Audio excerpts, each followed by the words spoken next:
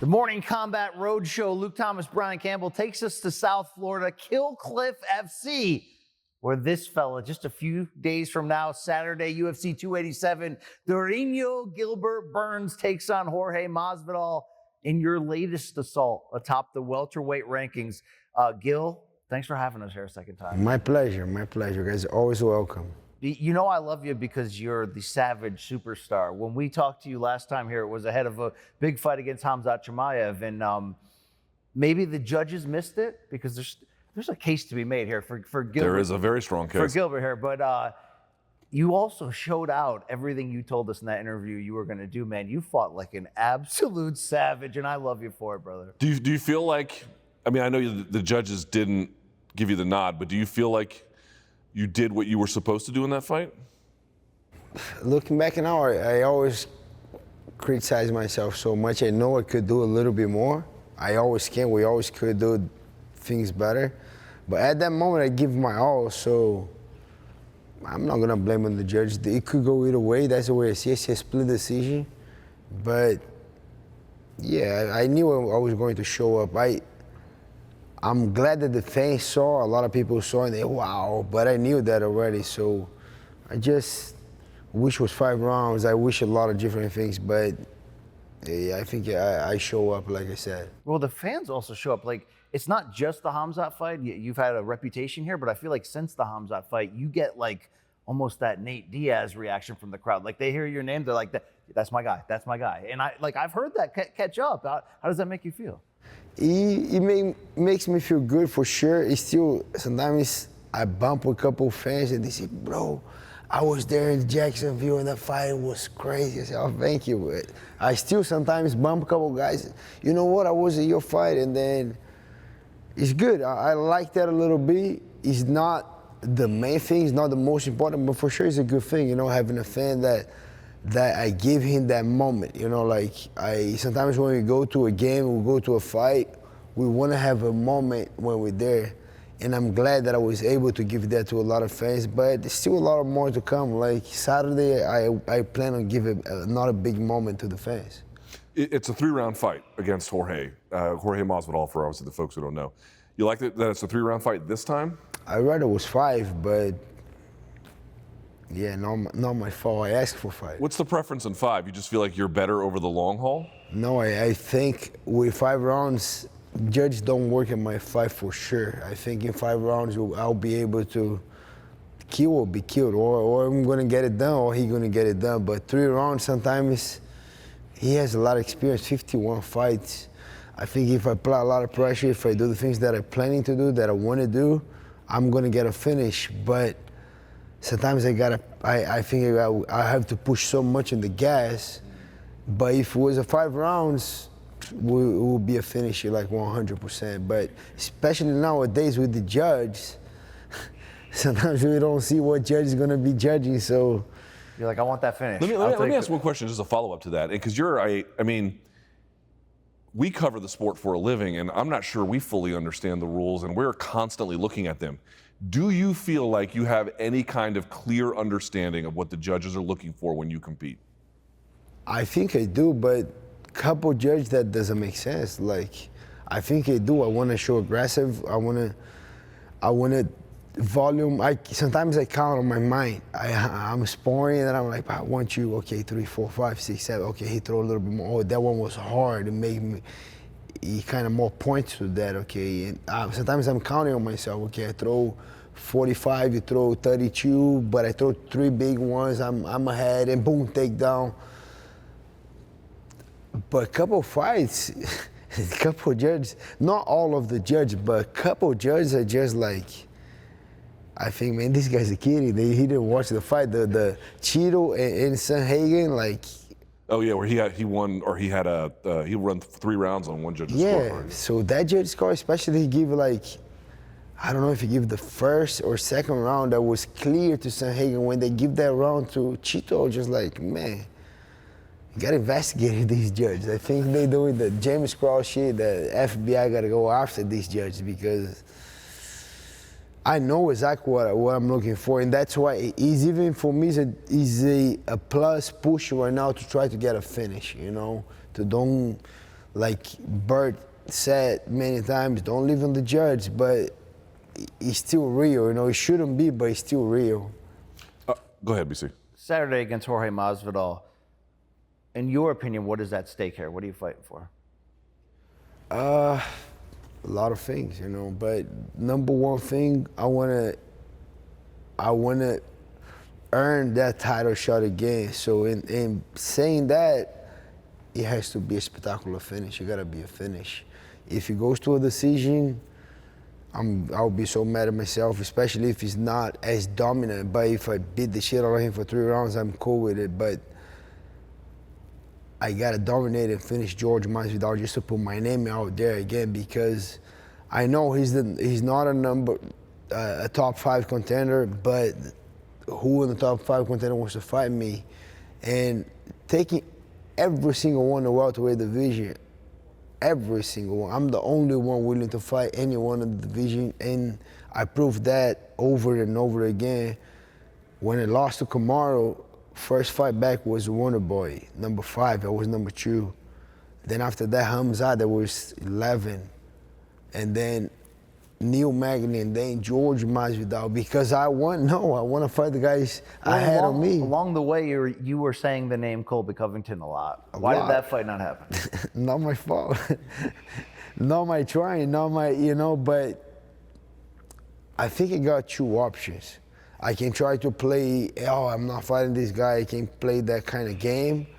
It maybe ends up good to me, or I can risk, I can roll the dice. And like, you know what, give me that guy, I fight this guy, fight that guy. One thing that is kind of happening is the fans are seeing, the sponsors are seeing, the media is seeing, but we'll see. But every time I go there, it's a risk, you know. If I go there and I lose to Masvidal, boom, I'm like 5 steps behind, you know, so. But I'm still doing it because, why? Because I want to prove that I'm the best guy, that I can beat every single one. Like, it doesn't matter if you're in the top 5, in the top 10. It doesn't matter. I'm still going to show up and fight. And this willingness to fight anyone, I'm looking for that reward after this fight. And if it's the done deal, Colby Covington, Leon, I'll get one more. I don't care, you know. But here's the key question in this. Yep. You're going for the big finish. That's how you go for anyway. But this, you know, the meaning of it this time. Dana White has already said Colby Covington has next. The fans had their reaction. I want to hear your reaction in a second. But do you think you could, if you deliver a spectacular enough performance, that Dana and company could switch gears and say, actually, let's go Durinho right now? I think so. And then a lot of things happen. You know, a lot of injuries happen. That's how Masvidal got his title in the first time, because I was the number 1 contender, but I got COVID, boom, they put Masvidal in there. I think, for sure, I don't want wish no injuries to anyone, but it could happen. So, yeah, I see myself maybe still in the show if everything goes on my way Saturday night. This fight with Jorge, I'm glad it's here. It's a great fight, but it almost didn't happen. It kind of fizzled out a bunch of times. How did it finally get made? I don't know. Not my fault again. Not my fault. So on again. your end, you just said yes every time, but I guess they didn't.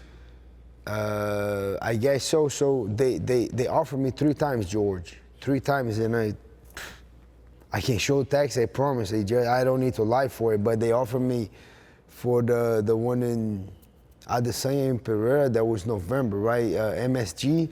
They offered me for December 10th. And they offered me to Brazil, and I was talking to Ali and Hunter, and I said, there's no way George is going to Brazil. Oh, he said he's going. I said, that guy's not going to Brazil. He said he's going. I said, okay. Hey, I'm sorry, my camp. Is that guy going to Brazil for sure? He said he's going. And after a couple of weeks, they switch it up. Bilal Muhammad is supposed to be the one going to Brazil.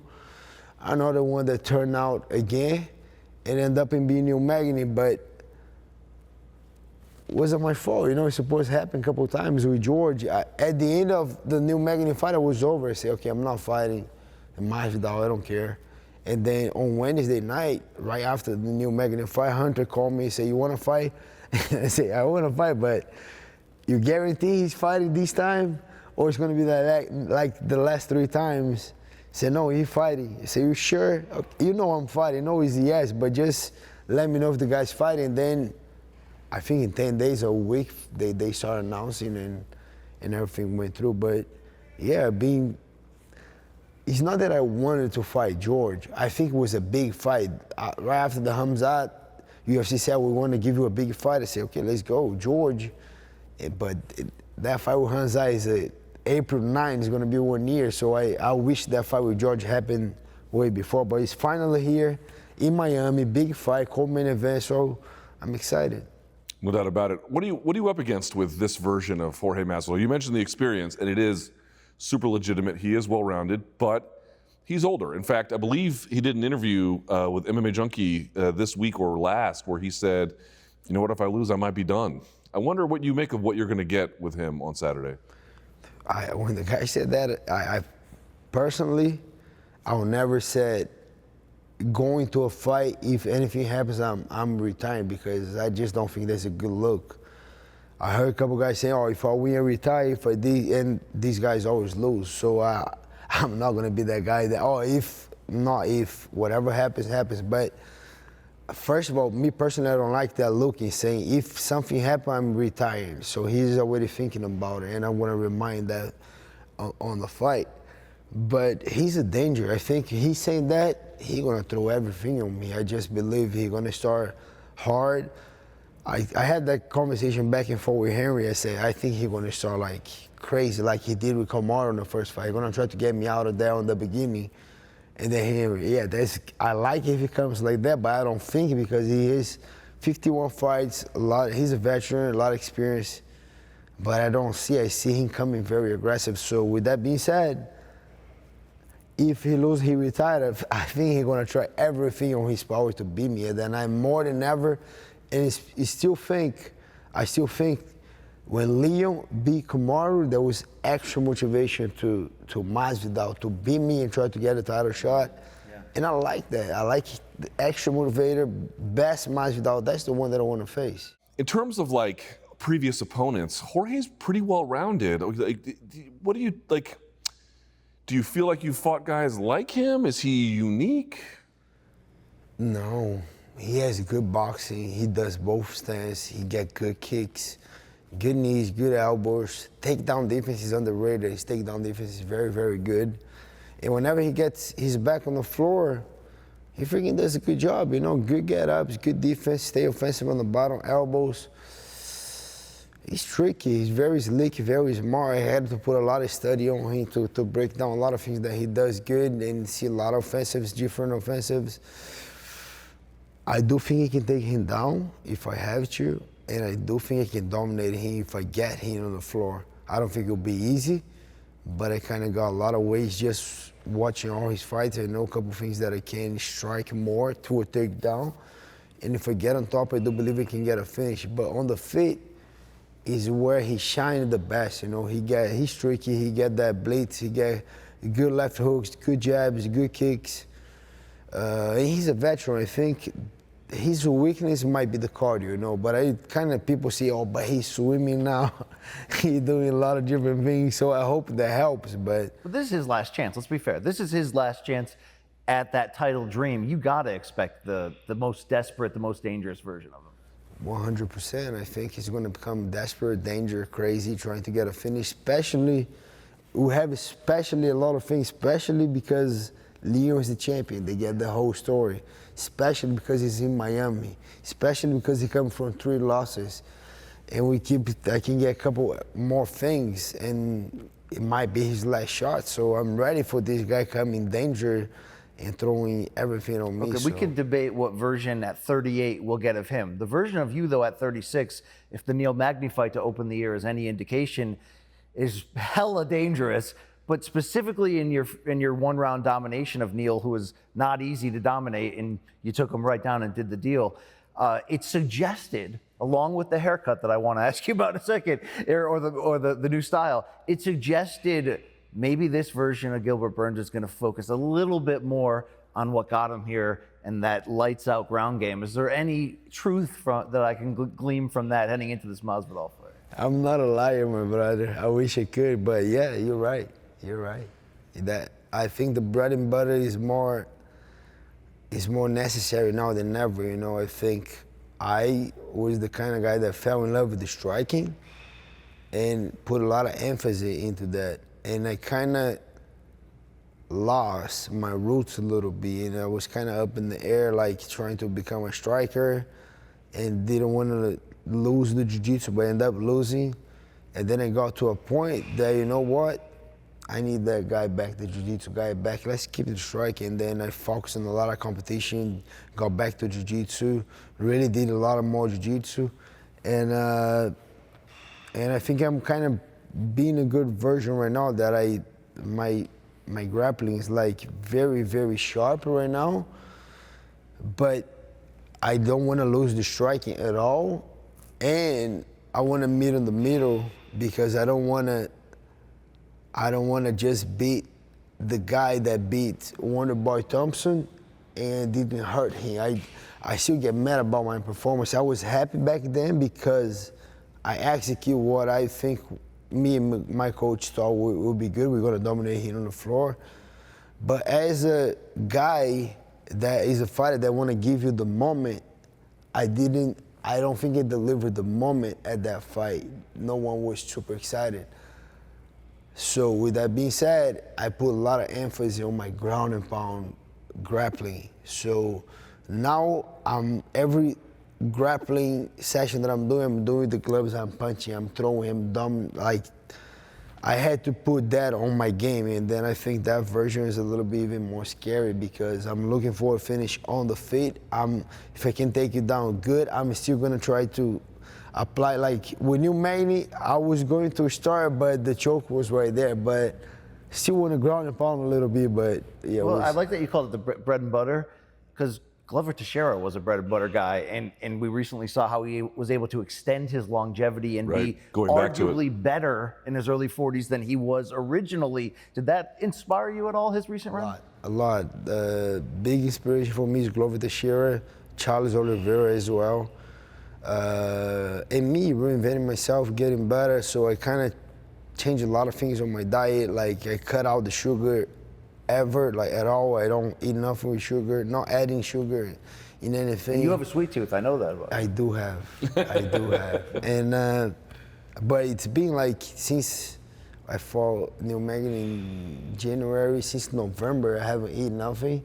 And I kind of planning on staying like that and putting a health style and doing a lot of cold plunge, changing a little bit the lifestyle, just helping me a lot. And then that's the new version, you know, like keeping my jiu-jitsu, my striking, and looking for a finish every single time. And the new version has a new haircut. New hair. We love this. Look this is at like, this. When was the last time you wore that much of the curls? Never. I did that in 2007 for a little bit, but You got a surfer dude vibe. Yeah, but now, every time I've seen you, even like old jiu-jitsu pictures, you had like a mohawk or you know, some kind of something. This time you're just letting it go. Yeah, just let it go. Whose decision? Was that yours? That was the kids. How crazy is that? Because my both kids, Joshua, the little one, 8 years old, Joshua has a big curly. I thought mine's going to be like that, but it's not. It's a little better hair, but than mine. And Pedro has a long hair too, so we're kind of having a debate and playing. They say, well, you guys gonna cut? You should not cut. And then I say, why? What do you mean? And then we kind of, okay, I'm gonna let it grow. Guys, not really. I say, yeah, we'll not. And then I kind of let it grow, and then I like it, you know, they like it. And we have a deal. If you want cut, all three are gonna cut, so. Oh, nice. Oh, wow. We're playing not cutting right now. Let me go back to the jiu-jitsu thing, because it's kind of interesting. I was looking at some tape on Mackenzie Dern, right? Like, just one of the best jiu-jitsu women's practitioners ever. But her ground game is suffering a little bit, even though she's very good, because there's just not a lot of ground and pound in it. I was so interested to hear you say that. Do you feel like, I mean, it sort of sounds obvious. Yeah, you got to put some punches in your game when you go to MMA, but it doesn't look that obvious when you actually watch them try to do it. Did you have to think about what kind of ground and pound you wanted to put in? Yes, I had to study a lot to kind of open up my mind, because to be honest, 2 to 3 guys that helped me a lot to kind of open my mind to that. And Dean Thomas was one of those. When we trained, and I say, Dean, here, look, he said, no, here you look to hurt the guy. And I said, oh, really? How? Show me. And then I was like, wow. okay, I like that. Then I make those notes. And Wagner Rocha is one of my main training partners. He's kind of like my jiu-jitsu coach. And then I said, bro, let's watch this fight. So I got him to watch the Wonder Boy fight. And I said, see, I like the fight. Don't get me wrong. But whenever the fight is over, and this guy giving an interview, and I hate it. I don't hate the guy. I just hated what he said. He said, oh, it was a good fight, but he just hold me down. He didn't do much, and I don't like that. I just want this guy to be saying, man, I fought Burns, and whenever I was on bottom, I was miserable. The guy was beating me, elbows, punches, submissions. That's what I wanted him to say. And that kind of changed my perspective a little bit. So Wagner was another guy that helped me a lot of ground and pound. And as crazy sounds, the third guy was Ali Abdelaziz. Your manager. Yeah, because he saw a lot of ground and pound for Khabib, from all these Dagestani guys. And he been around he fought before, but he just to be around this guy, he said, bro, you gotta do more damage on the floor, get a good position, and watch this tape, watch that tape, and I watched a couple of tapes, and I'm like, oh shit, okay, I was doing different. I was just chasing for submissions, you know, and sometimes when the guy do just like Wonder Boy did, he don't want to get up. He's kind of comfortable in there, waiting for the referee to stand you up. He's smart, he's not going to do much, he's going to hold you there. But I should apply more damage, and that's one thing that changed my game so much. I wish I kind of show a little bit of Neil Magny fight, but it was good. Let they think that I'm not doing so. What do you think the crowd's going to react like? Because you're a Miami guy. I mean, you're from Brazil, obviously, but you're a Miami guy. Jorge is a Miami guy. I mean, we can all agree there. Are they going to boo you? Are they going to cheer you both? What are they going to do? I think they're going to boo me a little bit. I mean, I'm expecting. The guy's a superstar, born and raised here. Kind of last chance. They got to support his own guy, you know, and I got it. So, but I'm used to that, so I'm the guy that look to steal the crowd, you know, get the crowd back to me. Are you booing me? Okay, I like it, no problem. But it's going to be a lot of Brazilians too, a lot of jiu-jitsu guys, a lot of people coming. I think he's going to get the majority of the crowd on the beginning, but let's see how as the fight is going, let's see what side the crowd is going. And what do you think? Do you think in the end, in terms of the picture, right? Because you can't control things that are not in your control. You can only go out there and fight your fight. But thinking about it, Leon has said, like, I don't really want to fight Colby. Do you think in the end he will? Do you think the UFC will get their way, or will the champion decide something different? Yeah, I don't think the champion decided. I would love to say yes. I think the champion will decide it, but I don't think so. They're already looking to a date.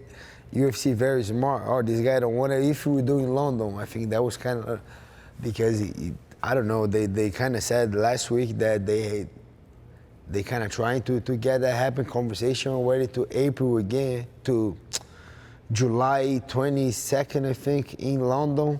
UFC very smart. Oh, you don't want to do it if you're doing London. You will do it. I think the conversation is kind of going that way a little bit.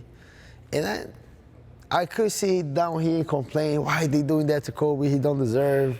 I could say that, but that will not change anything.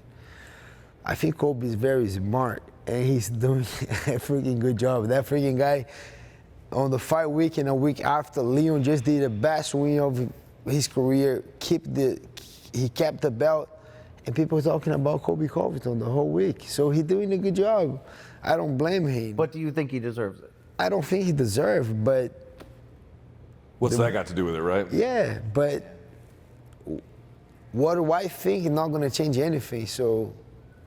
Okay, how about this question? Okay. You want to fight for the belt no matter what, right? 100%. That being said, would you rather fight Leon for it or Colby for it? I would love to fight Kobe. Kobe's...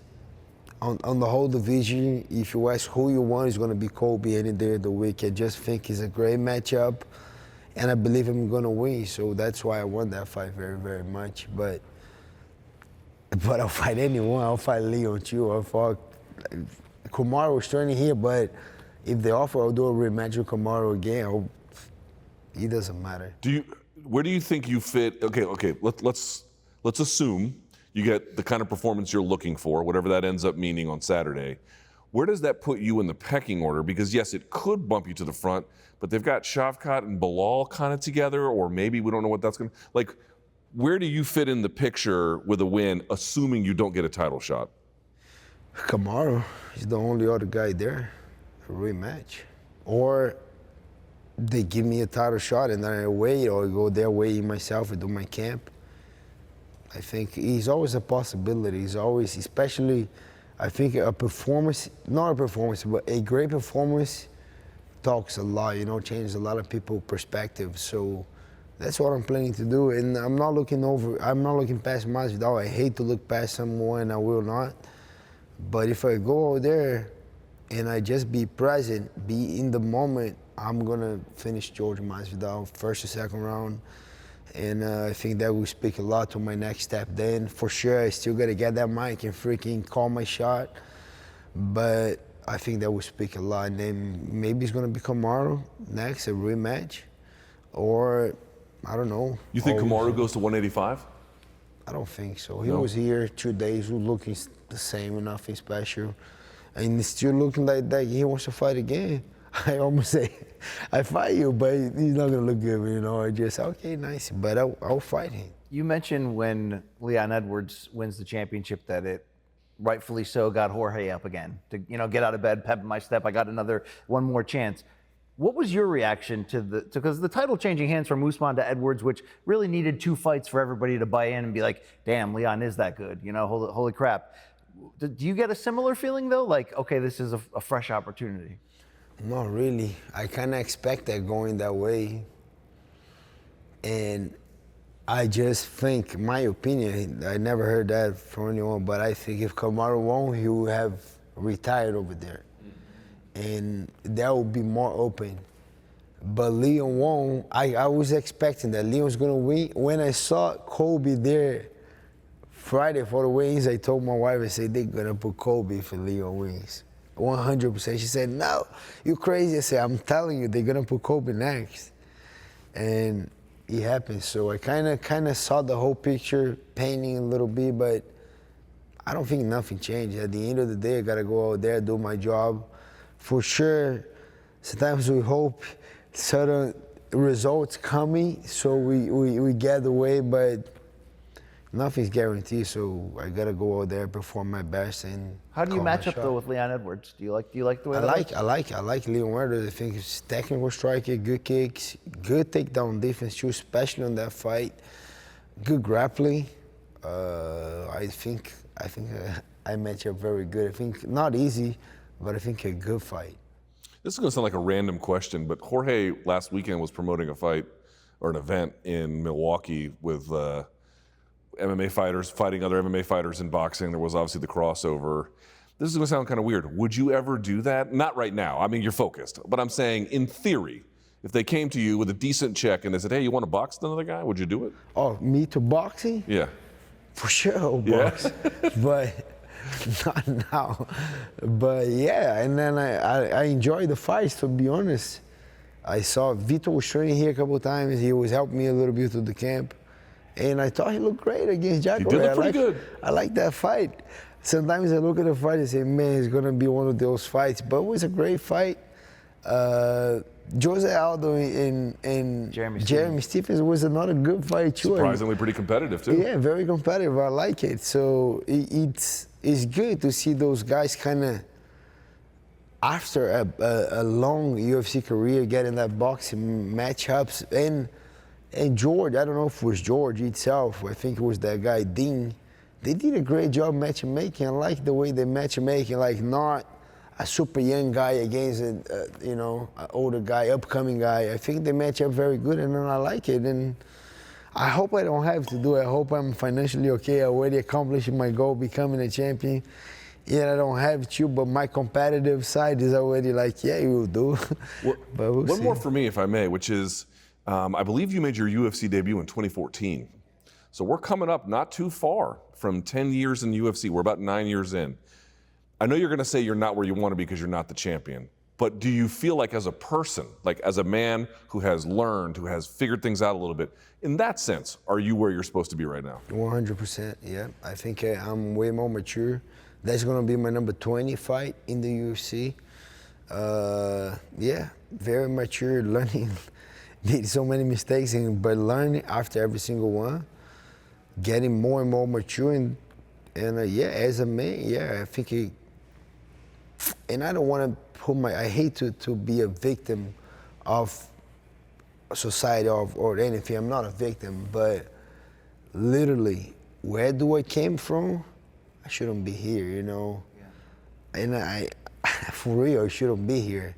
And I'm here, and I'm doing great, and highest level, having being able to do a good life for my family, provide for every single one of my parents in Brazil. Yeah, for sure. As a man, yeah, I'm on a way better place than I could ever imagine. But as a competitor, still a lot to come. Do you still feel like, I know you're still going after the title and you're right in there, and there's a lot of elements that make up why you want it so bad. But is some of those elements still about like proving it to yourself? To climb that mountain. I mean, if you retired tomorrow, people would be like, Brazilian legend, loved, elite, fought for a title, knocked the champion down, by the way, okay? I remember that. That's what I'm talking about. But I mean, do you feel like for the competitor in you that like, man, I can't retire without winning that championship? Yes. I cannot lie, but if I could have said no, but yeah, it would be hard for me to retire right now without touching that title, especially that fight with Kombat, I could smell that title coming, and then I let it slip away, made bad decisions.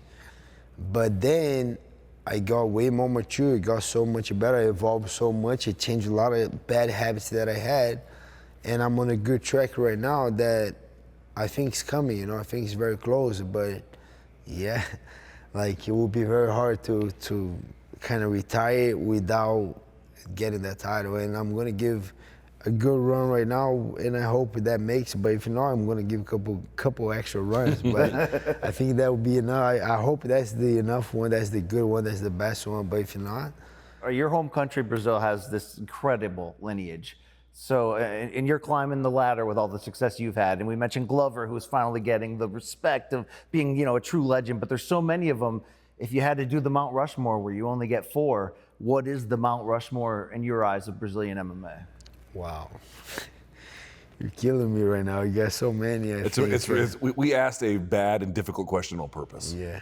So I got Nogueira up there for sure. Minotauro Nogueira, first one. Then we got Anderson Silva, legend.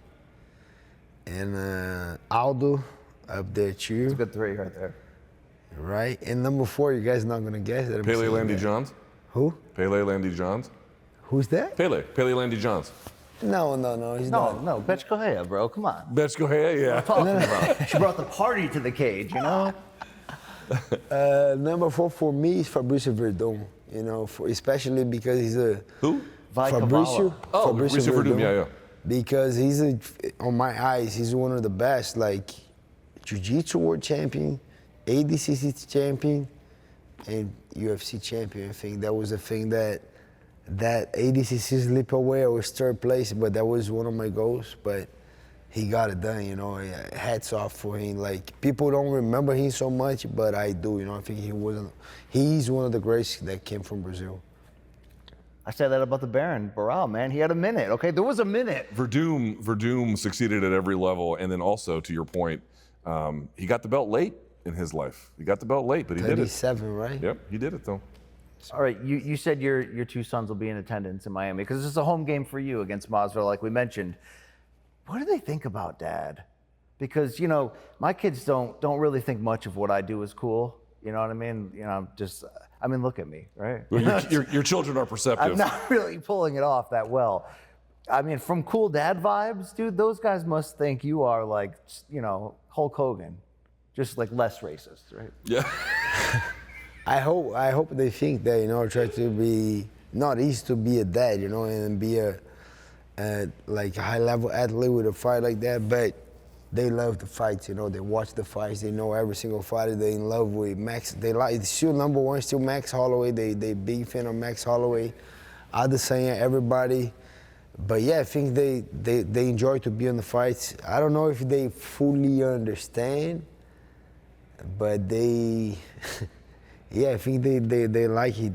They like what I do, you know. They have fun. They like to go to the fights. I think they're gonna have a good time. Well, they could be looking at their pops as the next welterweight title challenger in the UFC. Saturday night, UFC 287, Miami. It's Jorge Masvidal. It's this man, Gilbert Burns. Gilbert, great chatting with you. Thanks for welcoming us in here to Kill Cliff, and we're big fans. I mean, we got to keep it even, but we're big fans of you. Can't wait to see your fight, man. Thank you. Thank you, guys.